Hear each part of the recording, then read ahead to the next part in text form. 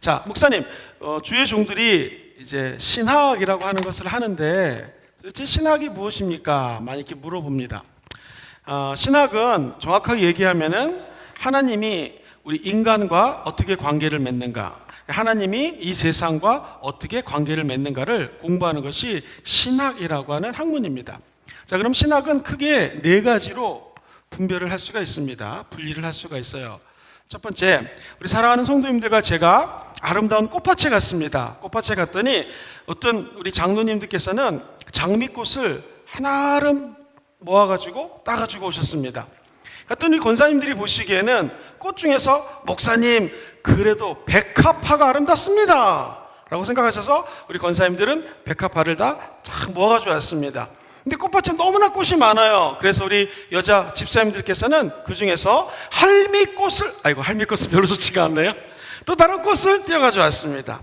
청년들은 또 다른 꽃을 띄어갖고 왔습니다. 꽃밭에 꽃이 너무나 많은데 그 중에서 장미꽃, 백합꽃, 할미꽃 또는 무슨 튤립 여러 가지로 꽃을 갖다가 분리해 놓을 수가 있는 것처럼 우리가 알고 있는 성경 말씀에는요 수없이 많은 진리로 가득합니다. 한번 따라해 볼까요? 하나님, 예수님, 성령님, 인간, 죄, 교회, 기타 등등 너무나 많겠죠. 그래서 학자들이 창세기부터 계시록까지 하나님에 대해서 쭉 조사를 해서 묶었습니다. 그래서 이것을 한번 따라해 보시죠. 신론, 하나님에 대한 공부를 하는 거고요. 자, 예수님에 대해서 쫙 묶어가지고 모아놨습니다. 이것을 뭐라고 그럴까요?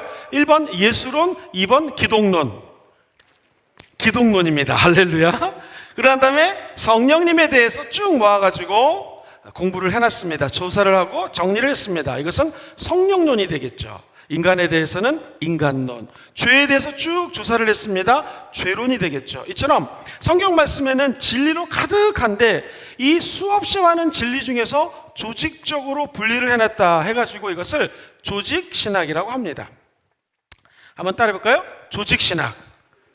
오늘 우리가 신론 처음에 하나님에 대한 공부를 시작합니다. 그리고 기독론, 예수님에 대해서 공부를 할 것이고요. 성령론 공부를 할 것입니다. 그리고 네 번째로 시간이 되면은 인간에 대해서 그리고 죄에 대해서 우리 인간이 어떻게 구원받는지 이렇게 인간론, 죄론, 구원론 여기까지 아마 21일 동안 진행이 될 것 같습니다. 그 다음에 교회론이라든가 기도라든가 우리가 하나님께로 가까이 나갈 수 있는 방법들을 이 조직 신학이라고 하는 학문 안에 집어넣을 수가 있습니다. 그래서 일반적으로 사람들이 신학이라고 하면은요 지금 얘기했던 것을 교리라고 그러거든요.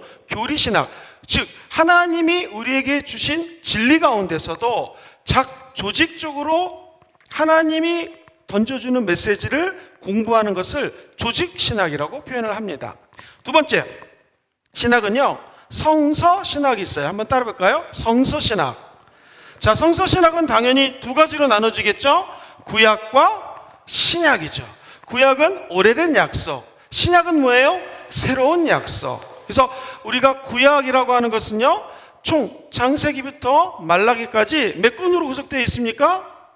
39권. 신약은요 27권. 그래서 빨리 외우는 방법은요 39, 27 말씀드렸죠. 39권 구약에 대해서 27권 신약에 대해서 공부하는 것, 이것을 성서신학이라고 그래요. 자, 목사님 그러면 우리 교회는 성서신학에 대해서는 언제 가르쳐 주십니까? 이것은 9월 정도에 21일 끝나고 이제 5월 달에 21일이 또 끝나고 난 다음에 9월쯤에 21일 다니엘을 할 때 요 성서신학에 대해서 말씀을 드리도록 하겠습니다. 그래서 우리 순복음 금주교회는 앞으로 조직신학하고 성서신학 기본적인 틀을 가지고 기도를 쌓아 올려서 마귀가 넘어오지 못하고 말씀으로 승리하는 하나님이 원하는 교회가 되게 될 줄 믿습니다.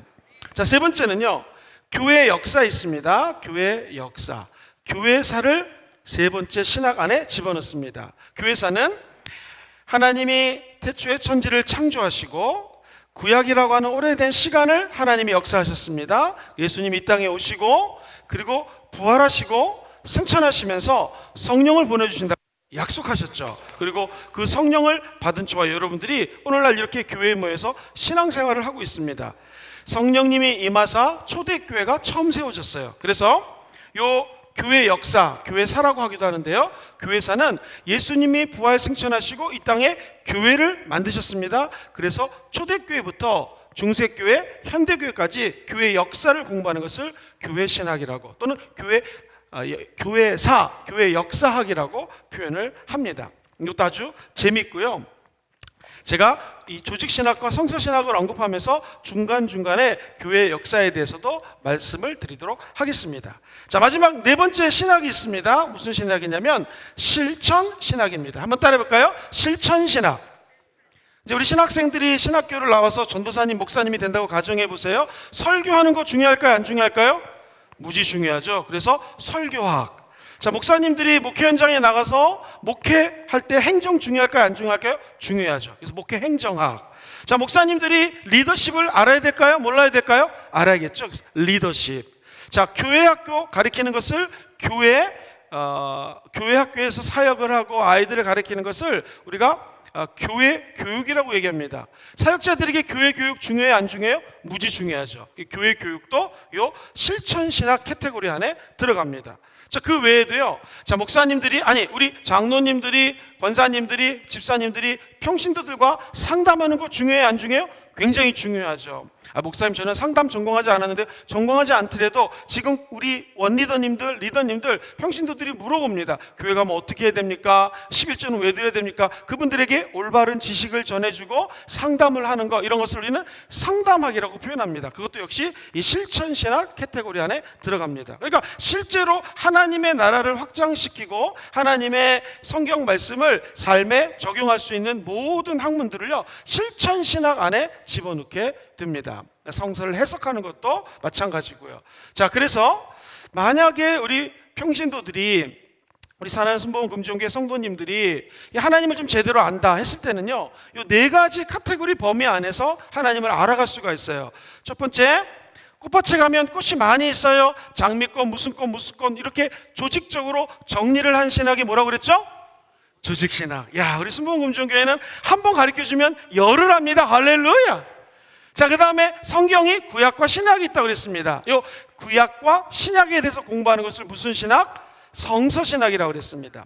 무엇보다도 교회가 세워지고 난 다음부터 지금까지의 역사를 공부하는 것을 교회사 또는 교회 역사신학이라고 표현합니다. 마지막 네 번째, 우리가 예수 믿고 교회 생활하는데 실천적인 범주 안에서 꼭 알아야 될 진리들을 배우는 걸 뭐라고 그런다고요? 실천신학이라고 표현을 합니다. 자, 그러면 오늘은 첫 번째 시간인데요.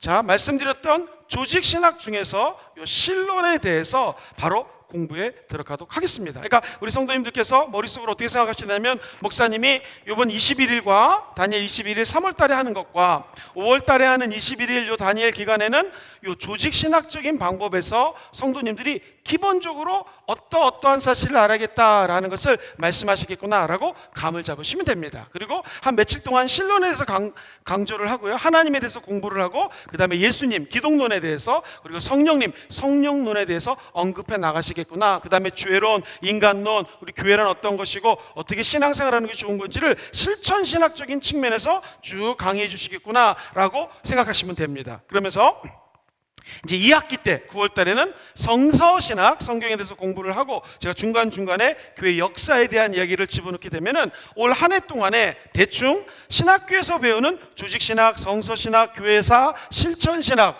네 가지 카테고리가 올 한 해 동안에 압축적으로, 집약적으로 강의 안에 집어넣을 수가 있을 것 같습니다.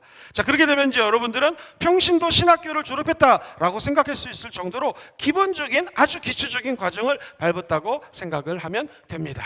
자, 우리가 이제 이 신론으로 출발하기 전에 다 같이 한번 가슴에 손 얹고 따라해 보겠습니다. 하나님 아버지, 지혜를 주셔서 깨닫게 하시고 삶에 적용하게 도와주시옵소서. 알미 삶으로 연결되게 하소서. 지금부터 배우시는 모든 것들은 알미거든요. 그런데 중요한 것은 신학이라고 하는 것은 알미 어디로 나가야 돼요? 삶으로 연결이 돼야 됩니다. 그래서 오늘 공부하는 내용들 뿐만 아니라 앞으로 배워야 될 모든 이 알매 과정이 우리의 삶과 연결이 돼야 돼요. 그러면 하나님을 알면 알아갈수록 누구를 닮아갑니까? 하나님 닮아가겠죠. 그리고 하나님을 알면 알고 그분을 묵상하면 할수록 우리 삶에서 누가 드러나야 돼요? 예수님이 드러나야 돼요. 근데 우리 인간은 알물 삶으로 연결시킬 수 있는 에너지와 힘이 없어요. 누가 도와주셔야 됩니까? 성령님이 도와주셔야 돼요. 그래서 마지막 이렇게 고백합시다. 모든 과정을 성령님께서 도와주십시오. 성령께서 반드시 도와주실 줄 믿습니다. 앞으로 칠판을 지워주실 우리 목사님을 소개합니다. 오늘 하선우 목사님이십니다. 박수 한번 보내주시고요. 네. 우리 교회도 빨리 남자 전도사님들이 와서 지우는 일을 하게 되기를 주의 이름으로 소망해 봅니다. 자, 하나님의 존재에 대해서 같이 한번 공부해 보도록 하겠습니다. 첫 번째, 하나님이 존재하는 것을 믿으시면 다 아멘 해보실까요? 우리 하나님 존재하는 거 안단 말이죠. 그렇다면 목사님, 하나님이 존재하는 증거는 무엇입니까? 라고 물어보신다면 오늘 교재 5페이지 위에서 한 5번째 줄을 보시게 되면, 한 10번째 줄을 보시면 하나님이 존재하는 증거 거기 적혀져 있습니다. 같이 한번 읽어볼까요? 하나님은, 시작, 하나님은 인간의 관념 속에 계시는 분이 아니라 어제나 오늘이나 영원토록 동일하시며 살아계시고 실제하시는 분이시다. 따라서 하나님의 존재에 대한 증거는 어떻습니까? 무지무지 다양합니다. 제가 답을 알려드리고 강의를 들어갈게요. 하나님이 존재하는 거 자연을 보고 알 수 있습니다. 여러분, 우리나라에 봄이 되면 벚꽃이 피지 않습니까? 우리나라가 이렇게 있으면 밑으로 쭉 내려가면 무지 큰 한 대륙이 있는데 한 나라예요. 호주라고 하는 나라입니다. 그 옆에 뉴질랜드라는 나라가 마치 일본이 옆에 있듯이 이렇게 붙어 있습니다.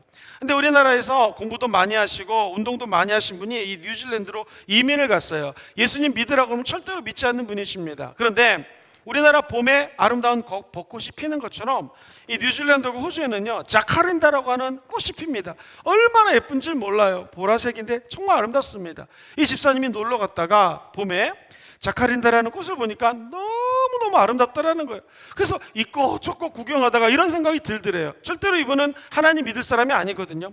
이거는 인간이 만든 게 아니다. 이런 꽃은 이건 분명히 조물주나 이 창조하신 분이 있어야지 이걸 만들지 사람이 만든 게 아니다 라는 생각이 들었대요. 그 다음부터 하나님이 계실 것 같다 라는 생각이 들었는데 누가 와서 전도를 하더래요. 하나님이 세상을 일처럼 사랑해서 예수님 보내주셨고 예수님이 곧 하나님이라는 사실을 나중에 알고 난 다음에 우리 예수님, 우리 하나님이 조물주구나 라는 것을 깨달았다는 것이죠. 이처럼 하나님의 살아 역사하심은 뭐를 통해서 알 수 있어요? 아름다운 자연을 통해서 알 수가 있습니다. 자, 그래도 모르시는 분들은 오늘 가시고 내일 해운대 앞바다에 나가보시게 되기를 주의 이름으로 축복합니다. 해운대에서 아름다운 자연들을 보게 되면 하나님 살아계신구나 라는 것을 깨닫게 된다는 것이죠. 목사님, 해운대 가면 인간만 맞습니다. 그렇다면 송도로 가시기 바랍니다. 어디를 가시든 간에 하나님은 삼라만상 모든 곳에 다 계신다라는 것이죠. 이처럼 하나님이 존재하는 증거, 자연을 통해서도 알 수 있습니다. 한번 또 따라해 볼까요? 세계 역사. 역사의 주관자는 누구십니까? 하나님. 인간 개인의 흥망성쇠, 인간 개인의 역사도 하나님이 주관하십니다. 뿐만 아니라 한 교회의 역사, 아까 교회에서 말씀드렸는데요, 한 교회가 잘 되고 부흥되는 거, 이 역사도 주님이 주관하십니다. 인간의 힘으로 부흥이 되고 이러는 것이 아닙니다. 자, 그렇다면 조국 대한민국의 흥망성쇠 누가 역사하실까요? 하나님이 역사하십니다.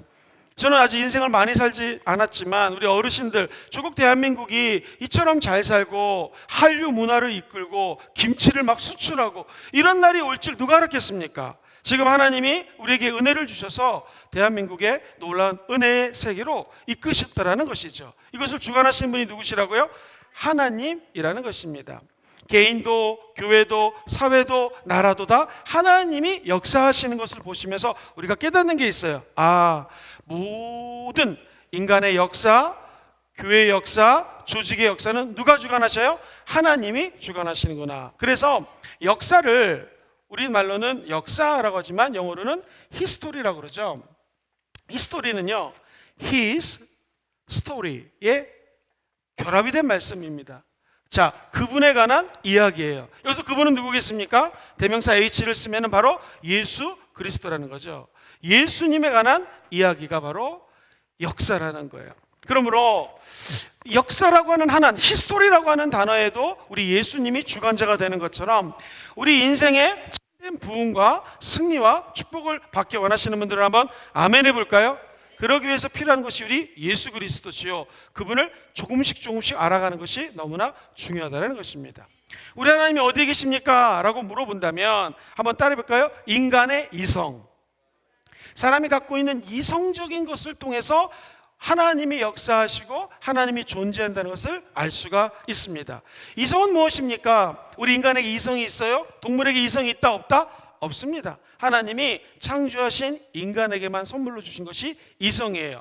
사물의 이치 깨달아 알게 하죠. 이성을 통해서 사물이 갖고 있는 원리를 깨달아 알게 됩니다. 좀 더 깊이 들어가겠습니다. 아니 땡 굴뚝에 연기가 나겠느냐라는 말처럼 우리 우주의 모든 삼라만상에는요, 원인이 있고 결과가 있습니다. 그렇다면 원인을 조사하다 보면 원래의 원인을 만나게 된다는 거예요. 그것을 원인자라고 그래서요, 원인을 제공하는 분이 있다는 것이죠. 예를 들면 이 우주에 태양이 돌고 있습니다. 그러면 태양을 주변으로 열심히 도는 별들이 있어요. 수성, 수금지, 화목토, 천해명, 그래가지고 수성, 금성, 지구, 천왕성, 해왕성, 명왕성 뭐 이런 것들이 쭉 돌고 있지 않습니까? 근데 이 우주가 이렇게 돌고 있는 별들을 우리는 태양계라고 표현을 하죠. 지구는 세 번째 별입니다. 여기에 지구가 있죠. 그렇다면 이 지구가 돌고 돌 때에 조금에도 오차가 있으면, 즉 지구가 돌다가 태양이랑 조금만 가까워지면 인간은 너무 태양이 뜨겁기 때문에 이 지구는 더워서 죽습니다. 태양하고 조금 돌다가 조금 살짝 빗나갈까? 이렇게 돌게 되면은요, 조금만 멀어져도 추워서 얼어서 다 죽게 됩니다. 근데 신기하게 몇몇 년인지 몇 억 년인지 모르지만 이걸 돌리시는 분이 계세요. 그분이 누구십니까? 하나님이라는 것이죠. 우리 인간의 이성으로 이 우주 중에서도 태양계라고 하는 아주 자그마한 행성들의 움직임만 봐도 야, 이 하나님이 모든 우주의 창조자가 되시고 이 우주가 제대로 돌아갈 수 있는 것에 원인을 제공하시는 원인자가 되시는구나 라는 것을 깨닫게 된다는 것이죠. 이 원인자는 먼저 존재하시는 분입니다. 그래서 이 모든 것들을 운행할 수 있도록 그 원인과 소스를 제공해 주는 분이 계세요. 그분이 누구라고요? 하나님이라는 것이죠. 이것은 조금 어려운 말로 우주론적 증거라고 그래요. 이 우주에 펼쳐진 하나님의 은혜에 대한 것을 아규먼트, 증거했다라고 표현을 합니다. 뿐만 아니라 우리 인간의 이성으로 알 수 있는 것 중에서 목적론적인 증거가 있어요. 이게 뭐냐면은 우주 사이에 있는 이런 모든 현상들이 있다고 그러지 않았습니까? 이 창조문들 가운데서 가만히 생각해 보니까 하나님이 다 드러나요. 태양이면 태양, 지구면 지구, 여기에 모든 하나님이 목적을 가지고 만들었다는 것을 깨닫게 된다는 거죠. 자, 질문 드리겠습니다. 김영근 목사가 사용하고 있는 이 마이크의 목적은 무엇입니까? 누가 이 마이크 왜 만들었습니까? 정답? 말을 하고 그 말을 스피커를 통하여 알아들을 수 있도록 하는데 목적이 있습니다. 이게 펜이 있습니다. 이 펜을 왜 만들었을까요? 칠판에 쓸 수 있도록 만든 것이 펜의 목적입니다. 그렇다면 저와 여러분 한 분 한 분들을 하나님이 하나님 눈에는 목적을 가지고 창조했다라는 것이죠. 나를 왜 만들었을까? 내가 무슨 일에 쓸모가 있을까? 정답, 하나님이 목적을 따라 하나님의 계획을 따라 저와 여러분들을 창조했다는 것입니다. 목사님 순복음 금종교회를 왜 만들었을까요? 정답, 하나님이 우리 교회를 향한 계획이 있습니다. 뜻이 있습니다. 그것을 따라 교회를 세웠다는 것이죠.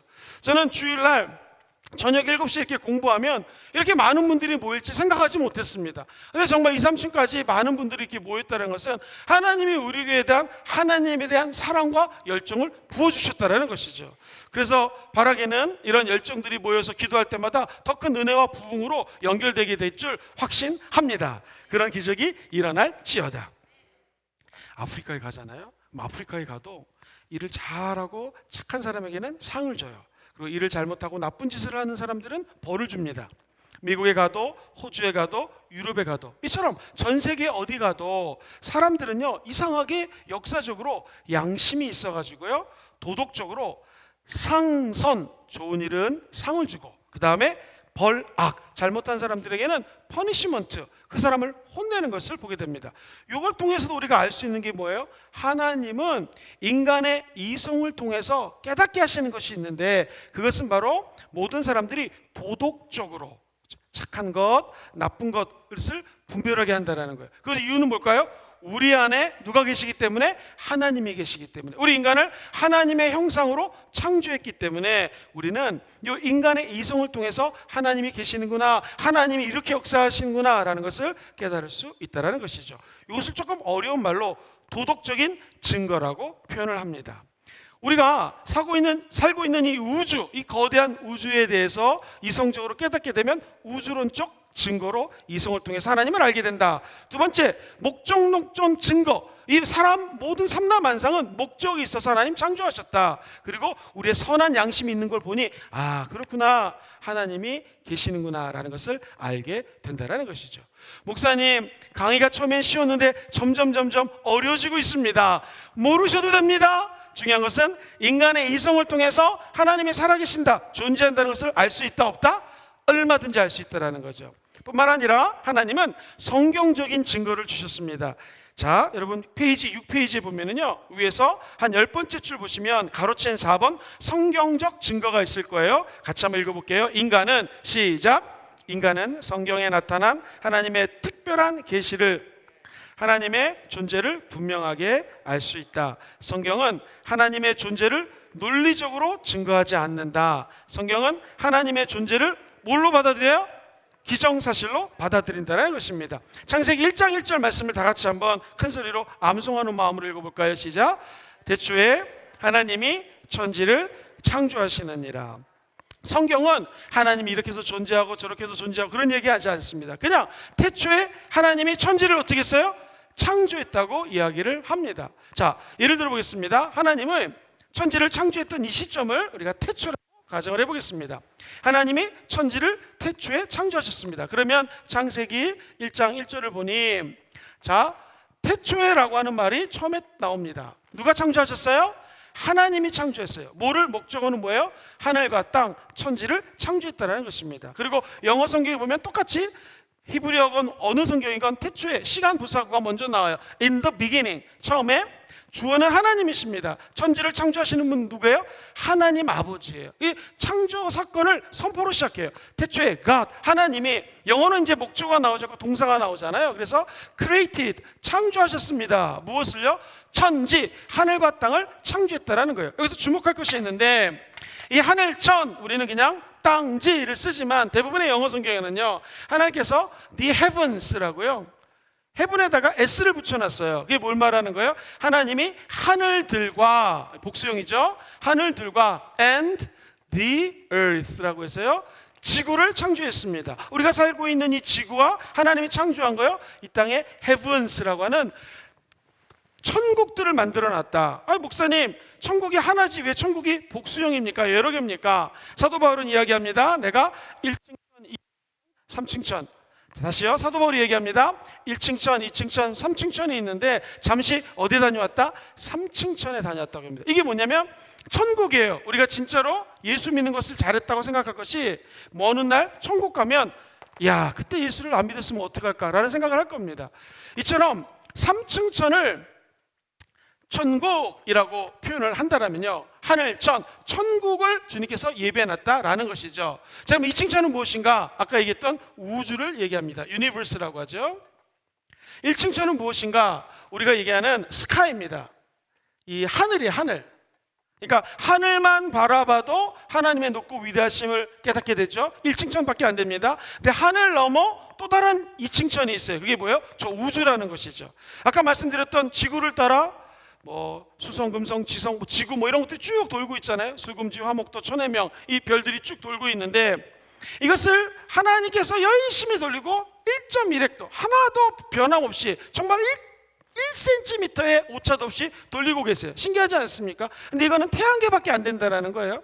태양계가 몇 천 개, 몇만 개 모여야지 하나의 은하수가 이루어지고요, 그 은하수가 우리 우주에는 엄청나게 많다라는 거예요. 그것만 봐도, 이 우주만 생각해도 와, 하나님의 창조하심이 엄청나구나라고 깨달을 수밖에 없는 거죠. 근데 우리가 왜 예수를 믿고 하나님을 믿는 것이 왜 축복인가? 이 우주 넘어서 또 다른 헤븐이 있다는 거예요. 하나님이 태초에 천지를 창조했다. The heavens에서 S가 천국이 여러 개라는 거잖아요. 즉 하늘이 여러 개라는 거예요. 이 눈에 보이는 스카이도 하늘이요, 그 넘어서 우주도 하늘이요, 그리고 우리가 앞으로 죽으면 가야 될 천국도 하나님 보시기에는 그 해분 안에 들어간다라는 거예요. 그렇다면 여기 계신 모든 분들은 수몬 금종교에 나와서 예수 믿고 구원받았다는 거 정말 감사하게 되기를 주의 이름으로 축원드립니다. 우리는 하나님이 태초에 천지를 창조했다는 이 선언, 위대한 창조 선언을 믿고 예수를 따라가는 예수님의 제자들입니다. 그러니까 실로원 했을 때 제일 중요한 건 뭐냐면 하나님이 천지를 어떻게 하셨다? 창조하셨다라는 거예요. 하나님이 창조하신 세계, 그리고 우리는 하나님의 형상을 따라 만들어졌다라는 거 꼭 기억하시기를 주의 이름으로 축원드립니다. 자, 이상의 네 가지를 한번 종합해 본다면, 목사님 하나님이 정말 살아계세요? 그 증거가 뭐예요? 라고 했을 때 한번 따라해볼까요? 자연을 통하여 알 수 있습니다. 세계 역사를 통해서 알 수 있습니다. 그다음 무엇보다도 인간의 이성을 통해서 알 수 있습니다. 그리고 지금 말씀드렸던 것처럼 성경에 나와 있어요. 성경의 증거를 통해서 하나님이 존재한다는 것을 이야기할 수 있다는 것이죠. 자, 목사님, 요 21일 동안 말씀 양육 왜 하십니까? 이제 여러분들이 이단을 만났을 때에, 이단은요 이 신론 가지고 장난을 많이 칩니다. 하나님이 아버지시라고 그랬죠. 그렇다면 그 하나님 아버지는 저 천지를 만드신 분인데 어떻게 그 하나님 아버지가 존재하는 것을 알 수 있습니까? 라고 질문을 했습니다. 우리 사랑하는 조재영 집사님, 뭐라고 얘기하겠습니까? 하나님 아버지가 살아계신 근거, 첫 번째 뭘 통해서 알 수 있어요?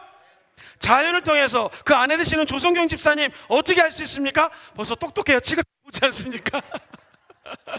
그렇죠. 자연을 통해서 알 수 있습니다. 그 다음에 어떻게 알 수 있어요? 세계 역사를 통해 보면 알 수 있습니다. 그 다음에 무엇보다도 제일 중요한 건 뭘 통해 알 수 있어요? 하나님의 말씀, 성경에 하나님의 존재에 대해서 언급하고 있습니다. 이렇게 대답을 하실 수 있다는 거죠. 이거 모르면 그러게 하나님이 왜 계시지? 그 근거가 뭐지? 헷갈릴 수 있다는 것이죠.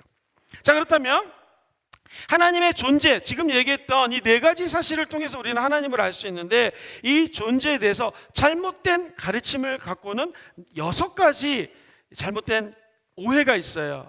이것이 발전되면 이단으로 바로 연결이 됩니다. 그러니까 우리가 신학을 알아야 되는 이유가, 우리 마음속에도 이 6가지가 하나님의 진리 말씀하고 혼합이 될 때가 있어요. 이거 배격해야 됩니다. 첫 번째로, 자, 범신론이라는 게 있습니다. 범신론은요, 우리 같이 한번 교재를 보도록 하겠습니다. 6페이지 밑에서 8번째 줄 보시면 범신론은 같이 한번 읽어보겠습니다. 시작. 범신론은 우주 삼라만상이 하나님이라고 배우는 겁니다. 예를 들어 보겠습니다. 어떤 사람이 큰 나무가 있어요. 뭐라고 합니까? 비나이다, 비나이다, 비나이다. 지금 이 나무를 뭘로 오해하는 거예요?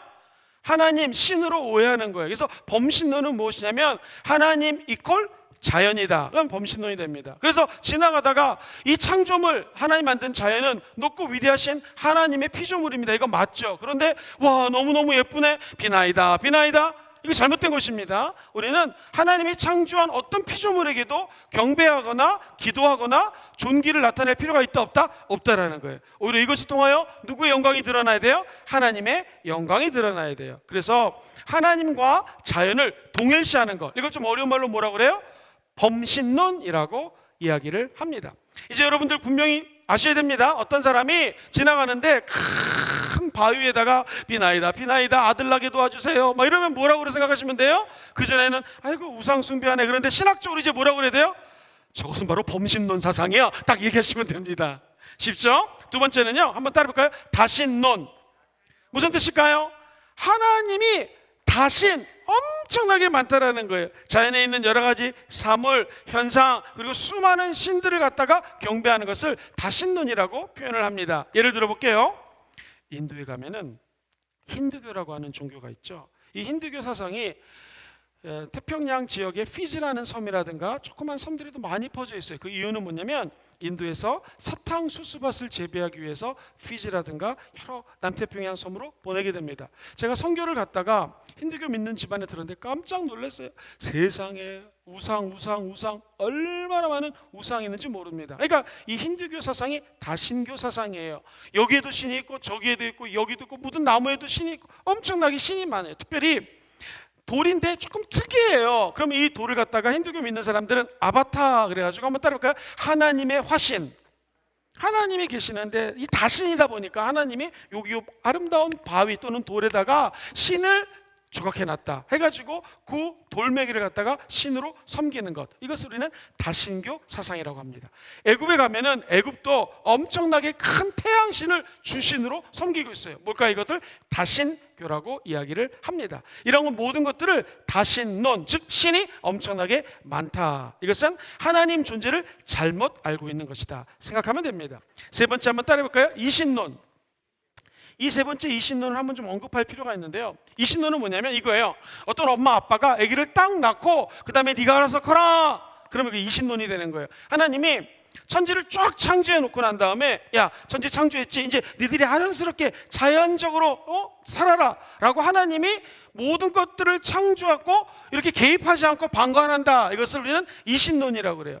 자연스럽게 너희들이 알아서 살아라 그래갖고 자연신론이라고 이야기를 하기도 합니다. 요 이신론적으로 접근을 하다 보면은요, 우리 인간의 이성과 논리와 지식이 더 드러나게 됩니다. 하나님 창조한 건 맞아, 그런데 인간이 어쩌고 저쩌고 하게 된다는 것이죠. 이것도 하나님 존재에 대한 잘못된 접근 방법입니다. 예를 들어 보겠습니다. 하나님이 천지를 창조하시고 방관자로 너네 알아서 해라 이런 하나님이니까? 아니죠. 하나님은 우리를 고와 같이 내버려 두지 않고 저 여러분들에게 독생성자 예수님 보내주셨습니다. 예수님은 우리를 고아처럼 내버려 두지 않고 보혜사 성령님을 우리에게 보내주셨습니다. 우리는 하나님의 영 성령과 함께 사는 것이죠.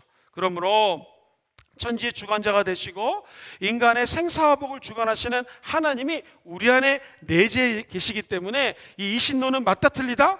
틀리다라는 거예요. 하나님은 방관자가 절대로 아니라는 거 기억하시기 바랍니다.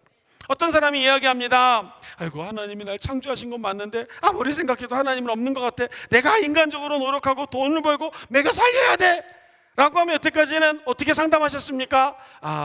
그렇지만 하나님 살아계십니다 라고 이야기하셨지만, 이제 신학적으로 얘기하면 그분 마음속에 지금 뭐가 있는 거예요? 이신론적인 사상이 있구나 라고 생각하시면 맞습니다. 그래서 이렇게 쭉 한번 정리를 하는 것이 우리 굉장히 머릿속에 도움이 됩니다.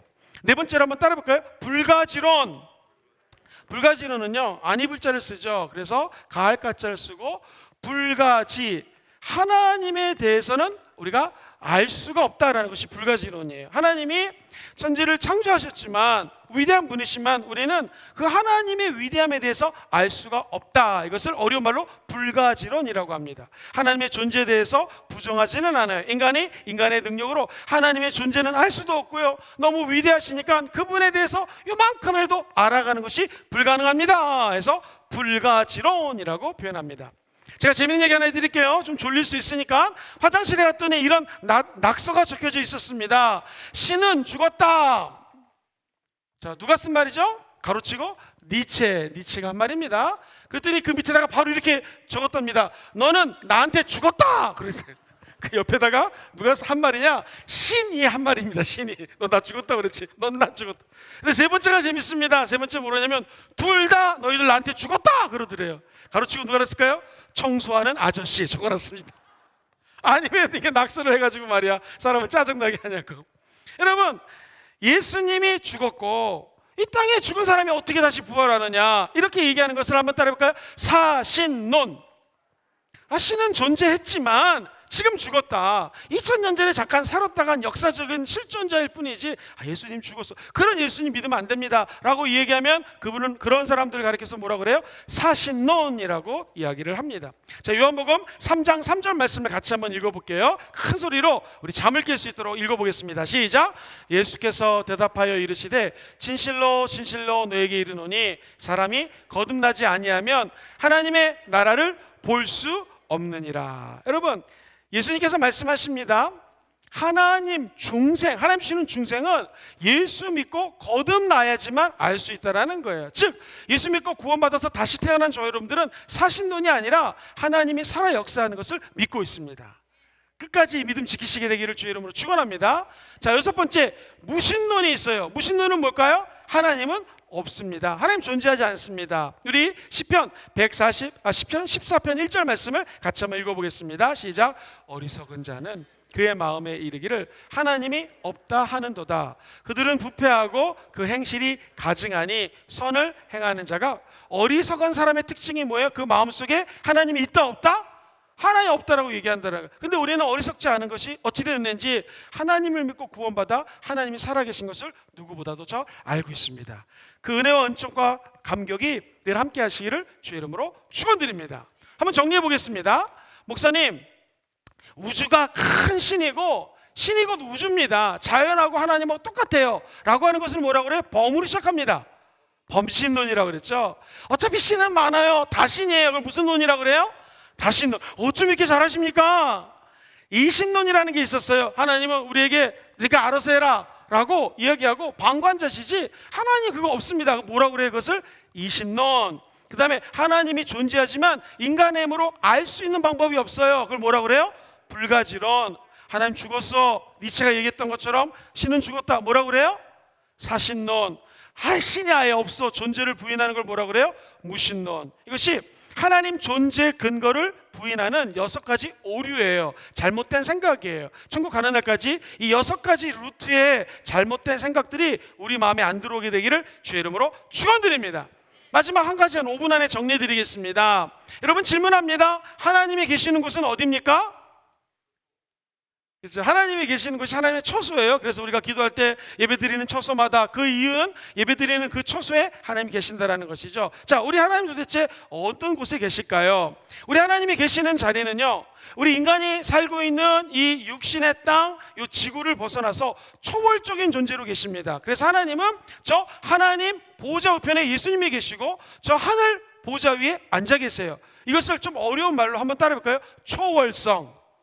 하나님은 인간의 땅이 아니라 우리 인간의 3차원적인 공간을 초월해서 4차원 이상의 세계의 존재예요. 이걸 초월성이라고 그래요. 근데 이게 웬 은혜인지 하나님에게 은혜 받은 저와 여러분들에게 우리 지금 이렇게 얘기했습니다. 요한복음 14장 2절로 3절을 보니 우리에게 우리의 있을 곳을 예비해 놓으시러 가신다고 예수님 말씀하세요. 같이 한번 읽어볼까요? 시작. 내 아버지 집에 거할 것이 많도다. 그렇지 않으면 너에게 일렀으리라. 내가 너희를 위하여 거처를 예비하러 가노니 가서 너희를 위하여 거처를 예비하면 내가 다시 와서 너희를 내게로 영접하여 나 있는 곳에 너희도 있게 하리라. 우리 예수님이 이 땅에 오신 목적이 거처를 예비하러 가요. 그럼 아까 얘기했던 것처럼 헤븐스, 천국이 3가지가 있다고 그랬잖아요. 1층천, 2층천, 3층천. 하나님의 아들 예수님이 이 땅에 오셔서 우리를 뭐를 위해서? 천국을, 우리의 영혼을 위해서 우리가 있어야 될 처소를 예비하러 가신다고 그랬어요. 그게 어디예요? 저 천국이라는 것입니다. 이렇게 초월적인 공간에 계신 하나님을 갖다가 우리는 하나님의 보좌 또는 초월에 계신 하나님, 한마디로 얘기해서 초월성, 시작. 초월성, 하나님 초월적인 존재예요. 근데 이게 왜 은혜인지 그 초월에 계신 하나님이 나 같은 죄인, 나 같은 인간 안에 들어와 계셔요. 그걸 따라해보세요. 내재성. 내 안에 내재하신다는 거예요. 영어로는 dwelling이라고 그래요. 거하신다는 거예요. 즉 저와 여러분들의 몸과 마음과 생각을 성전 삼고 거하신다는 거예요. 그래서 오늘날 하나님 어디 계십니까? 라고 질문하면 초월적인 존재이기 때문에 하나님 보좌 우편에 계시는 예수님 뿐만 아니라 지금 어디에 계세요? 내 안에 내재해 계시는, 내재하시는 하나님이라는 것이죠. 자, 그렇다면 이 내재성 대표적인 말씀이 있는데요. 요한복음 14장 16절로 29절 너무 기니까요. 16절만 잠깐 읽어보겠습니다. 14장 16절 시작. 내가 아버지께 구하겠으니 그가 또 다른 보혜사를 주사 영원토록 너희와 어떻게 해요? 함께 있게 하신다네. 집에 가셔서 한번 그 밑에 있는 말씀을 참조해 보십시오. 하나님이 우리 가운데 성령을 보내주셔서 우리가 기도하고 간구하는 것들을 들어 응답하시는 구체적인 이유가 성령이 우리 안에 내재해 계시기 때문에 가능하다라는 거예요. 쉬운 말로 하나님은 초월해서 먼 구만리 장천에 계실 뿐만 아니라 우리 지금 안에 내부에 계신다라는 것이죠. 그렇다면 그 하나님을 모시고 함께 사는 것을 믿는 분들은 아멘 해볼까요? 어떤 일이 벌어질까? 7페이지 밑에서 8번째 줄 보시면 동그라미 2번 하나님을 우리 마음에 모신 결과 읽어봅시다. 시작. 하나님께서 우리 마음을 성전 삼으시고 우리를 어떻게 하세요?